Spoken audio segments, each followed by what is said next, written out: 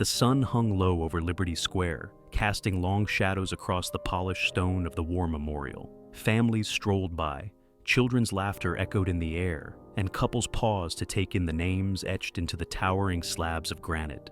Sitting alone on a nearby bench, Sergeant Daniel Grayson, a 68-year-old retired Army Ranger, sipped his black coffee and watched the world pass. His faded military jacket, stitched with patches from campaigns long past, bore quiet testimony to a life of service. His posture, even after all these years, remained straight and steady. Not stiff, not forced, but unshakable. He had seen enough in his lifetime to know that peace, real peace, was something fragile, something most people never even realized they had. And then he heard the laughter, loud, disruptive.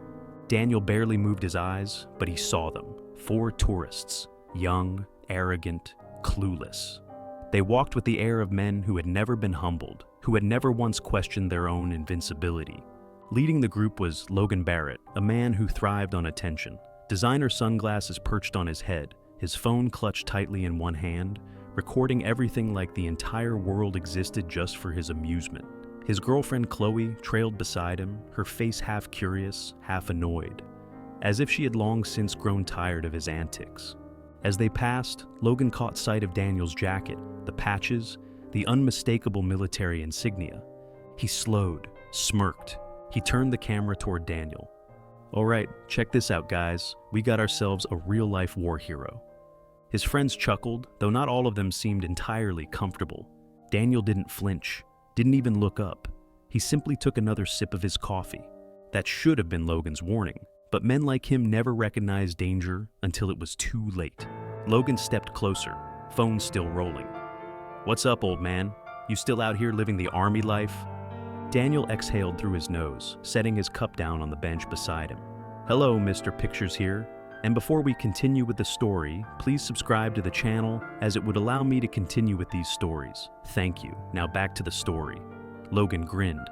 "Man, I bet you tell stories all the time, huh? Back in my day war ain't what it used to be, that." He nudged Mark, one of his friends, who forced a chuckle.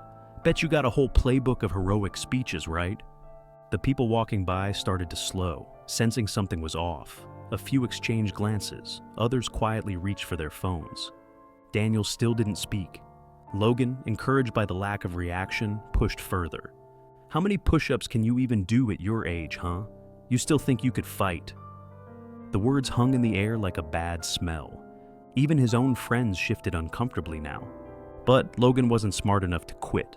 He reached out, his fingers grazing one of the patches on Daniel's jacket. "Man, do you guys ever take these off, or do you sleep in them?" And that was it. The moment everything changed, Daniel stood. And suddenly, Logan wasn't looking at an old man anymore. He was looking at something else. The shift was instant.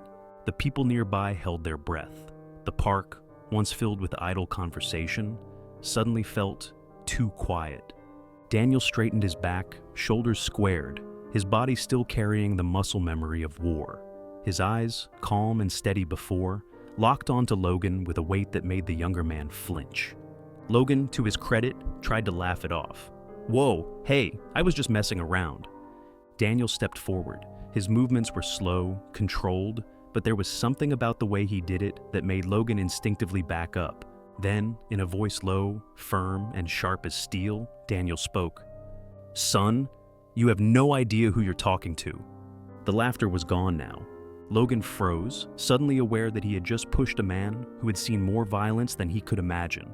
Daniel's voice didn't rise, didn't waver. "I've fought so punks like you wouldn't have to."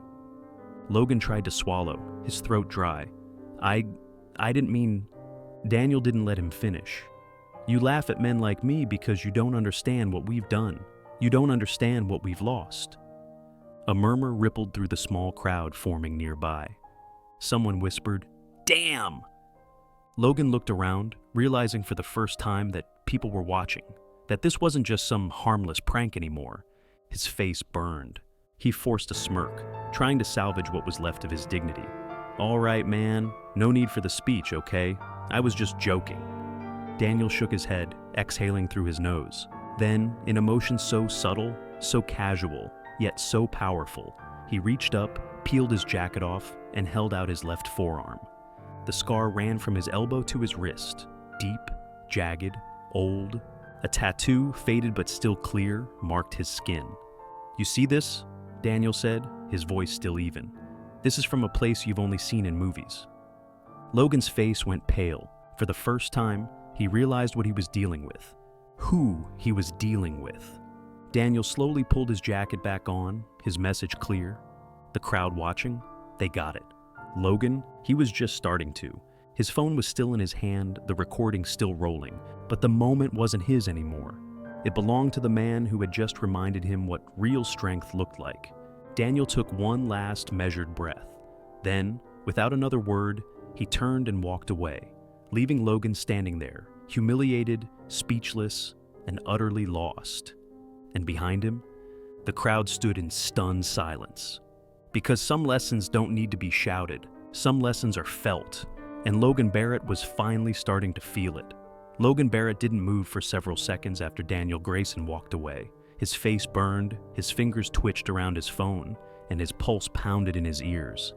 He had never been shut down like that before, never felt that kind of weight behind someone's words. And worst of all, the entire park had seen it. His friends weren't laughing anymore. Chloe had taken a step back, her arms crossed tightly over her chest, her expression somewhere between embarrassment and disappointment. Mark and Josh avoided his gaze, pretending to check their phones. But Logan was still standing there, completely humiliated. Someone in the crowd finally muttered, "Damn, he shut you down hard." A few chuckles rippled through the onlookers. Logan clenched his jaw, his fists curled. Then a familiar sound snapped him back to reality, the ding of a notification. And then another. His phone screen lit up with comments.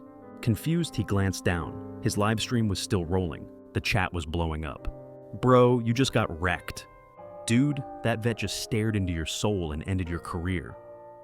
"Why would you even mess with a war hero? What's wrong with you?" "You're gonna regret this one, buddy. Just wait." Logan's stomach dropped. Someone in the crowd was already uploading the footage to Twitter. He saw their fingers flying across the screen, heard the telltale sound of a video being saved. It was spreading. Panic clawed at his throat. This wasn't how it was supposed to go. He was supposed to get laughs. He was supposed to be the one in control.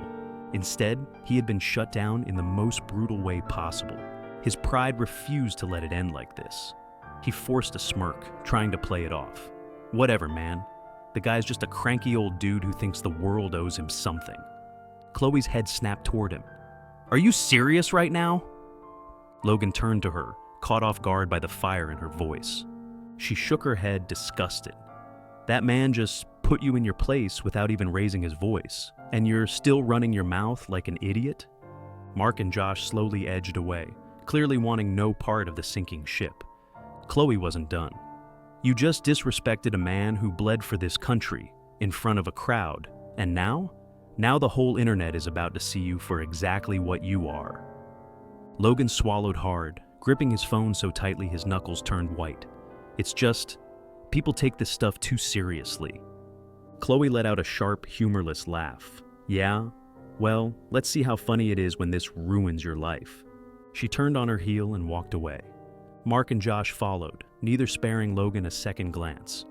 He was alone, and for the first time in his life, he felt small. His phone buzzed again. He glanced down, his stomach flipping as he saw what had just happened. The video? It wasn't just viral, it was exploding. By the time Logan made it back to his hotel room, the damage was already done.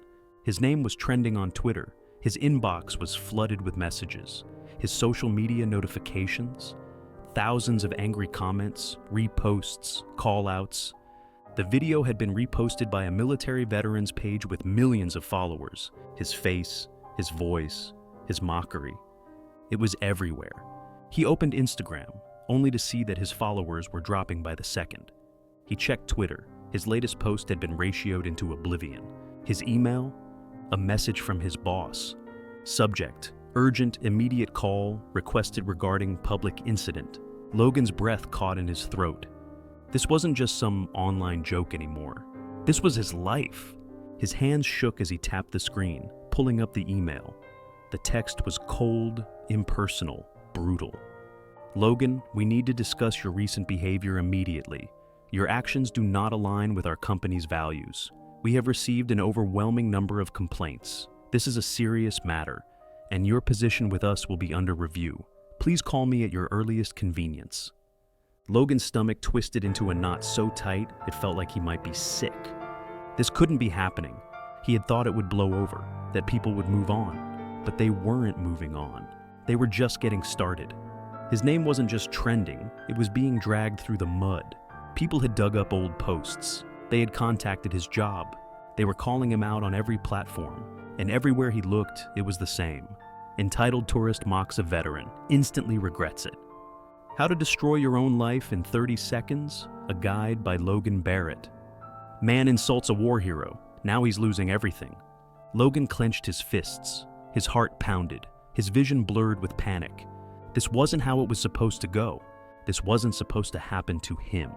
Hello, Mr. Pictures here, and before we continue with the story, please subscribe to the channel as it would allow me to continue with these stories. Thank you.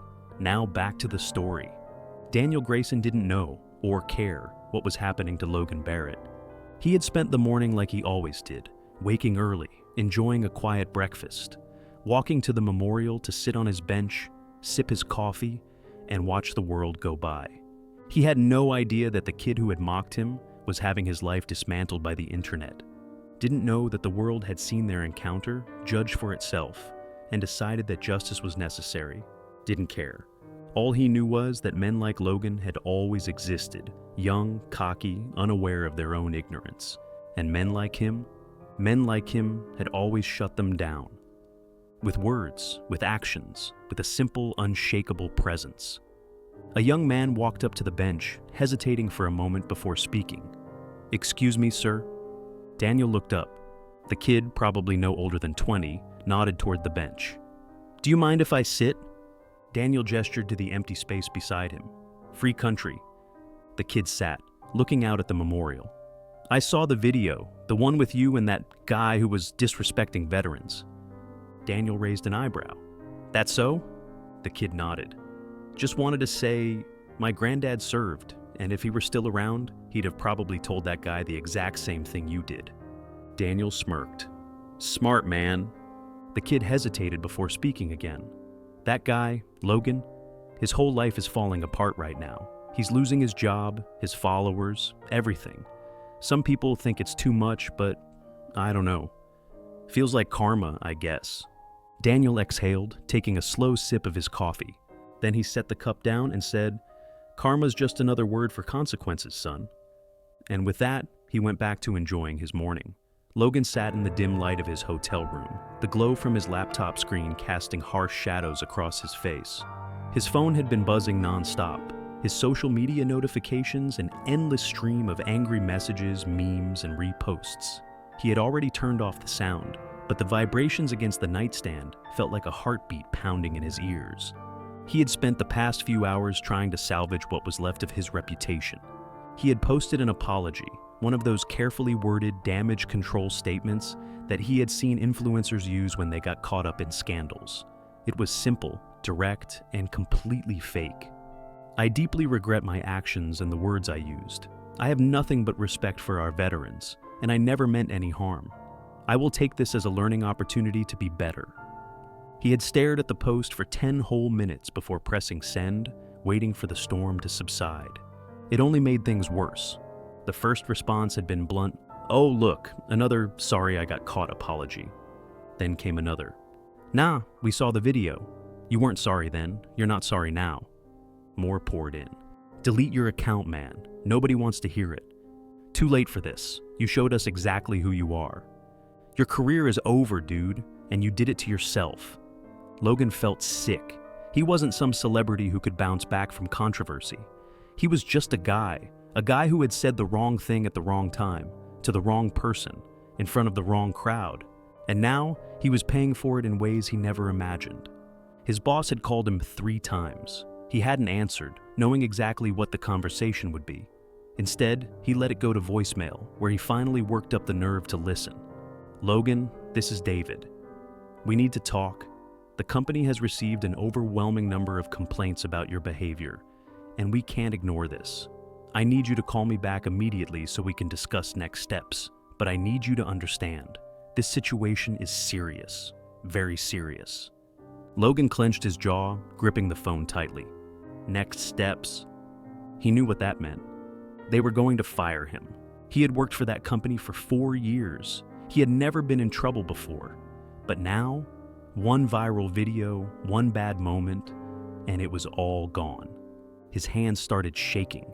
This wasn't fair. It had just been a joke. It wasn't like he hit the guy. It wasn't like he did anything illegal. But none of that mattered, because people had already made up their minds. He ran a hand through his hair, his breathing shaky. He had always thought cancel culture was overblown, that it only happened to celebrities or politicians. But now it was happening to him. He needed to get out of town. He needed to go somewhere, anywhere, where people wouldn't recognize him. His fingers hovered over his phone, searching for flights. Then, for reasons he didn't understand, he glanced at the paper sitting on the nightstand, the one with the address, the Veterans Outreach Center. Daniel Grayson had handed it to him at the park, his face unreadable, his voice steady. If you want to learn what real respect looks like, you give back to the men who never came home. Logan had pocketed it without thinking, without intending to actually do anything with it. But now he had nothing left to lose. He grabbed his jacket, stuffing the paper into his pocket. Maybe, just maybe, this was the only thing left he could do.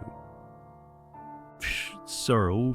The next morning, Logan found himself standing outside a modest brick building with a faded sign that read, Veterans Outreach Center. The parking lot was nearly empty, the only other car belonging to an older model truck with a Marine Corps sticker on the back window. He almost didn't go in. He almost turned around, convinced that this was stupid, that he had no place here. But before he could retreat, a man stepped outside, a burly guy in his late 40s with a scar running down his left arm. He looked Logan up and down, his expression unreadable. You lost? Logan swallowed. No, I mean, maybe, I don't know. The man raised an eyebrow. All right, want to try that again? Logan took a deep breath. I was told I could help here, that I could learn something. The man studied him for a long moment before nodding toward the door. Come on in. Inside, the building was simple but welcoming. A few veterans sat around, some reading newspapers, others engaged in quiet conversation. There was a wall lined with photos of men in uniform, some young, some older, some framed with black ribbons. Logan felt a lump rise in his throat. These were the real stories, the real sacrifices. The man who had let him in clapped him on the shoulder. Name's Tony, served in Iraq. You got any experience with manual labor? Logan blinked. Yeah, a little. Tony smirked. Good. We need someone to fix up the storage room. Logan hesitated. Wait, just like that? You're letting me stay? Tony shrugged. You want to learn? You want to help? You start with work. Logan nodded. Maybe this was his first real step toward fixing things.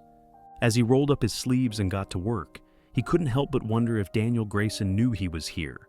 And for the first time, he hoped that someday he'd get the chance to tell him that he was trying, that he was learning, that he was finally starting to understand. Logan spent the next 2 weeks at the Veterans Outreach Center, keeping his head down and his hands busy. He had expected the work to be mindless, sweeping floors, moving boxes, fixing a few broken shelves. Instead, he found himself immersed in a world he had never paid attention to before. The first morning, he arrived early, unsure of where to stand, what to say. Tony, the Iraq War veteran who had let him in, simply handed him a broom and nodded toward the back. Start with the storage room. Some of the guys will be in later. It was a simple job, but it felt different. Everything about this place was different. These weren't homeless guys looking for handouts. They weren't bitter old men clinging to past glory. They were soldiers, some wounded, some just tired, some adjusting to life outside the uniform, some who had nowhere else to go. He met Reggie, an old Marine who had served in Desert Storm and now spent his mornings helping young veterans navigate their benefits paperwork. He met Luis, a quiet but sharp-witted Army medic who had seen too much in Afghanistan and preferred to fix things in the center rather than talk about himself. And then there was Frank. Frank was 67, missing 2 fingers, and never talked about where he had served. He just sat by the window most days, staring outside with an expression that made Logan's stomach knot. Frank had been the first to really test him. One afternoon, Logan was fixing a table in the common room when he felt eyes on him. He turned to find Frank watching him, arms crossed. "You ain't military," Frank said. Logan swallowed. "Number, I'm not." Frank nodded slowly. "So why the hell are you here?" Logan hesitated. He could have lied, could have said something noble, something that made him sound like a better person than he was. But these men had been lied to enough in their lives. "I messed up," Logan admitted. "I was an idiot, and now I'm trying to fix it." Frank studied him for a long moment, then let out a low chuckle. "Good. That means you got a shot." And that was it. No grand speech, no sudden forgiveness, just acknowledgement. Logan had a shot. For the first time in his life, that actually mattered. 2 weeks in, Logan walked into the center early one morning and nearly froze in his tracks. Sitting at a table near the window, reading a newspaper, sipping his black coffee, as calm as ever, was Daniel Grayson. Logan's stomach clenched. He wasn't ready for this. He thought about turning around, walking right out the door before Daniel noticed him. But then Tony clapped a hand on his shoulder. "Guess it's time you two had a chat," he muttered. Logan nodded stiffly. He took a breath, steeled himself, then slowly approached the table. Daniel didn't look up until Logan was standing right in front of him. For a long moment, they just stared at each other. Daniel set his coffee down. "So, you actually showed up?" Logan nodded. "Yeah." Daniel studied him. "You been working?" "Yeah." "You been listening?" "Yeah." Daniel let out a low hum of approval. "And what have you learned?" Logan exhaled, shifting on his feet. "That I didn't know a damn thing before." Daniel smirked. "Good start." Logan hesitated, then sat down across from him. He owed this man more than just an apology. "I was wrong," he said quietly. "About everything. About what service really means. About the sacrifices you guys made." He swallowed hard. "I thought respect was something people just gave. I didn't realize it was something you earned." Daniel leaned back in his chair, watching him carefully. "And you think you've earned it now?" Logan shook his head immediately. I think I'm still trying to."